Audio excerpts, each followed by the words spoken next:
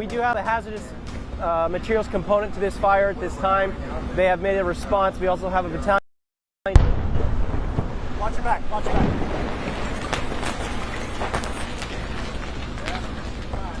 Managing that sector. Yeah, sure, I'll get these guys out of here. All right, let's go, boys. What you were just watching there was video from a little less than an hour ago on the scene of a 4-alarm fire near 22nd Avenue and McDowell. Magnesium explosions, we're told, were going off inside of the building. An incredible moment to be captured there. We're told no injuries, though, thankfully. And we now have joining us live at the scene Captain Todd Keller with the Phoenix Fire Department. Captain, first off, just kind of give us an update. Where do we stand with this 4-alarm fire right now? So as you can see behind us, we have our ladder pipe set up for an elevated position, what we call a big water operation. So we are protecting the exposures that's around this fire. As you saw earlier, you saw those magnesium explosions. So right now the buildings around it, these firemen and women are doing an absolute fabulous job protecting those exposures. Captain, let's talk about those explosions.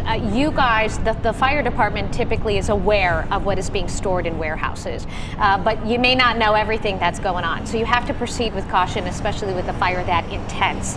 How do you ensure the safety of the crew members when you don't know exactly what's inside?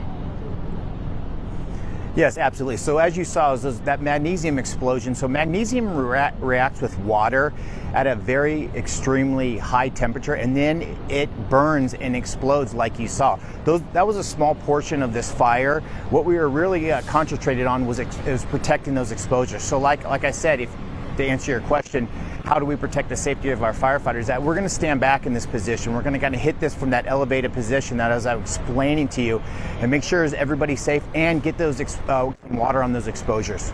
And yeah, obviously we're a lot farther away from the scene, I can tell now, than we were a little while ago. And we saw, sort of I don't know if embers is the right word, but those falling sparks coming from the building. As far as where we stand now, do you feel like you have a good control of this fire now? It doesn't look like there's a lot of smoke back there anymore. And it looks like, did you cut electricity out at the scene here? Because we saw one of the power poles was on fire too.